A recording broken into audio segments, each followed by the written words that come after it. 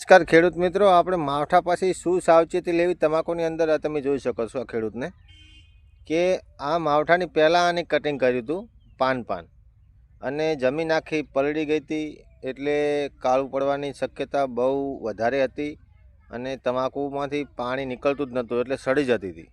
એટલે આ ખેડૂતે આ જે પાટલાની અંદર જે પાન હતા એ પાન લઈ અને આ જે ડોંઠા ઊભા હતા કટિંગ કરેલા રાડિયા એની ઉપર નાખી દીધા છે. અમુક નીચે પણ પડ્યા છે, ઉપર નાખી દીધા છે. અને જ્યારે પણ આ સુકાઈ જાય એટલે વળી પાછા કાલે ફરીથી મહેનત કરી અને નીચે પાડવામાં આવશે, જેથી કરીને જલ્દી સુકાઈ જાય.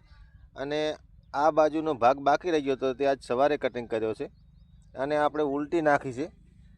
ઉલટી એટલે નસું ઉપર અને ઉપરનું પાન હતું એ નીચે રાખ્યું છે, એટલે નસું જલ્દીથી સુકાઈ જાય. કેમ કે હજુ માવઠાની આગાહી અંબાલાલ કાકાએ આપી છે, જો જલ્દીમાં જલ્દી સુકાય તે માટે આપણે આને આ કોશિશ કરી છે. અને આવી રીતે કરવું જ પડશે. મહેનત કરશો તો કંઈક કલરમાં અને લાભ થશે, ન કે પછી જો નહીં મહેનત કરો ને એમને પડ્યું રાખશો તો બ્લેક થઈ જશે અને જલ્દી સુકાતી પણ નથી. એમ તમાકુ બગડી જાય છે, કલરમાં એવી બધી નહીં રહે. એટલા માટે ખાસ કરીને મહેનત તો લાગશે, પરંતુ આવી રીતે કરી દેજો તમે.